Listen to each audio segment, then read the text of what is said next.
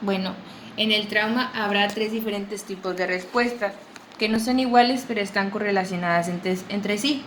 Una será la neuroendocrina, otra metabólica y otra inmunitaria.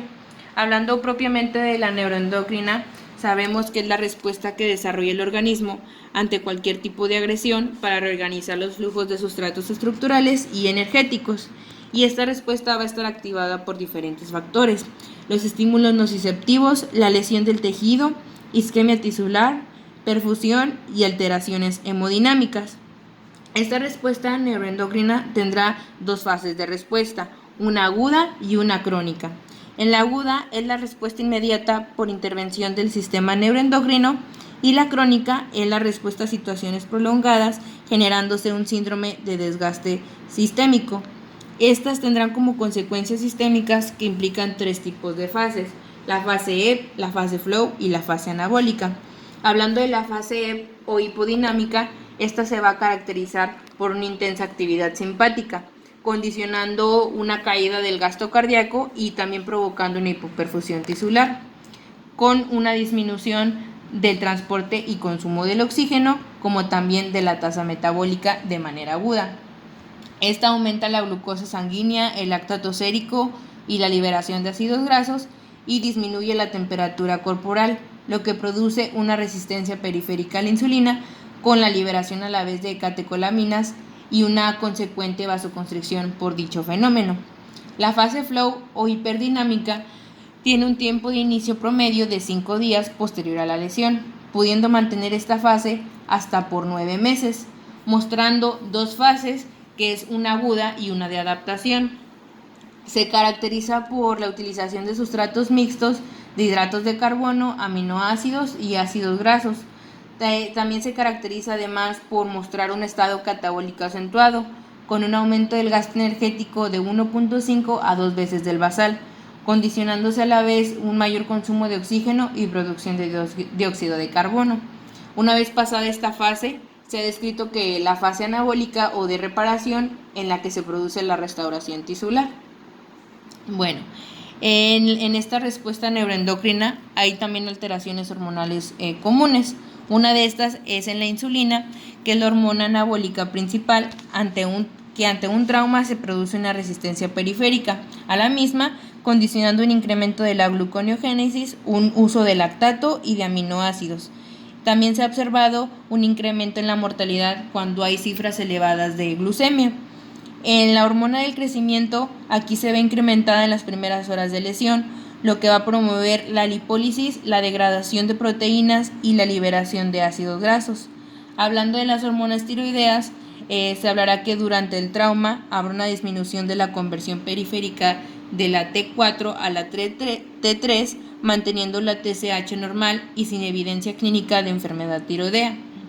En el cortisol, incrementará su nivel sérico aproximado a 4 horas después de la lesión, produciendo una hipercortisolismo transitorio seguido de un descenso paulatino, provocando una relativa insuficiencia adrenal con un incremento de catecolaminas, frecuencia cardíaca, contractilidad miocárdica y vasoconstricción.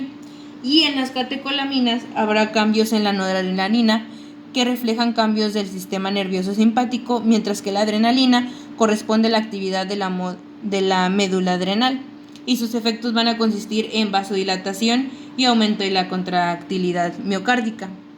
Bueno, y hablando en la respuesta metabólica en el ayuno y la agresión, vamos a hablar de dos tipos de ayuno: un ayuno de corta duración y un ayuno de mediana y larga duración.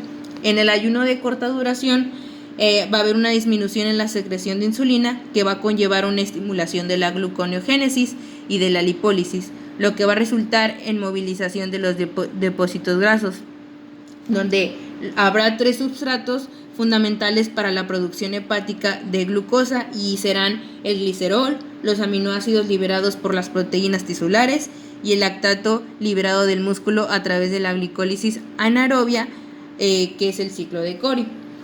Bueno, y en el ayuno de mediana y larga duración, la estimulación de la gluconeogénesis da como consiguiente la catabolización diaria de 75 gramos de proteína y los primeros 5 días de ayuno. Cuando este ayuno supera las 3 semanas, va a disminuir la gluconeogénesis y el catabolismo proteico a 20 a 30 gramos de proteína por día. Y si este ayuno persiste, lo que hará el cerebro va a ser cambiar la glucosa por cuerpos cetónicos. Bueno, cuando este metabolismo esté en la situación de agresión, va a haber diferentes tipos de alteraciones. Pero hablando del metabolismo en la situación de agresión, vamos a ver que ante cualquier agresión se va a producir una respuesta inflamatoria, ya sea por la intensidad o la duración de dicho trauma, una malnutrición y otras causas.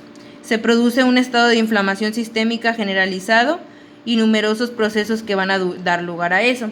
Hablando de la primera alteración del metabolismo, vamos a hablar de los hidratos de carbono, que esta es la presencia de hiperglucemia y resistencia a la insulina, que son características del síndrome postagresivo. Una hiperglucemia dará un aumento de la liberación hepática de esta exosa, y esta hiperglucemia coincide con un aumento de los niveles de la insulinemia debido a la mala nutrición periférica de la glucosa. Como consecuencia, la intolerancia a la glucosa y la resistencia insulínica parecen depender del aumento del cortisol. Y la insulina, la hormona del crecimiento, el factor del crecimiento y la de insulina-like tipo 1 van a reducir el catabolismo proteico. Asimismo, la hiperglucemia va a ser muy constante en el síndrome inflamatorio y la elevación está en relación con la intensidad a la agresión. También encontraremos alteraciones en el gasto energético. Aquí los pacientes agredidos van a ser hipermetabólicos y habrá un aumento en el gasto energético entre un 20 a 50%. Además, hay alteraciones en el metabolismo proteico. En la inflamación, la excreción nitrogenada urinaria aumenta en el contexto del paciente politraumatizado y este puede alcanzar y superar los 50 gramos de nitrógeno por día. La captación de aminoácidos por el músculo va a quedar inhibida y se incrementa la hepática para la neoglucogénesis, por tanto los suministradores son los músculos. También en la agresión, el 50% del nitrógeno de los aminoácidos liberados por el músculo van a estar suministrados por la glutamina y la alanina. Por otra parte, tenemos las alteraciones del metabolismo lipídico. Aquí los pacientes con CIRS se comprueba la presencia de un patrón uniforme de elevación de triglicéridos con descenso del colesterol total, el HDL, colesterol y las poliproteínas A y B. El metabolismo de los triglicéridos se va a ver alterado en la presencia de las interleucinas 1, el lipopolisacáridos y el factor de necrosis tumoral. Bueno, ahora hablando de la respuesta inmunitaria, vamos a hablar sobre la disfunción inmunitaria en el trauma. Aquí las lesiones graves van a dar lugar a grandes desarreglos en los mecanismos de defensa del huésped, y estos procesos van a estar determinados por una serie de factores causales, unos intrínsecos que van a ser de predisposición genética y estado fisiológico, y otros extrínsecos que van a estar por tipo o grado del insulto e intervenciones quirúrgicas. Bueno, esta respuesta inmunitaria va a tener respuestas inmunoinflamatorias. La de First Hit va a ser por activación del sistema inmune, que va a desencadenar una temprana respuesta inflamatoria sistémica o estado de hiperinflamación. Y el Second Hit va a ser desencadenado por infecciones secundarias, complicaciones y muertes en fases más tardías del trauma, al ser los pacientes más susceptibles a la sepsis. Después, la respuesta inmune al trauma se va a iniciar en el momento mismo de la lesión, y la amplia variedad de desarreglos inmunitarios van a ser inducidos en principio por la activación de macrófagos, inhibición significativa de la médula ósea y finalmente por los cambios en la respuesta inmune adquirida. Aquí los pacientes traumatizados van a ser alérgicos y muy susceptibles a infecciones de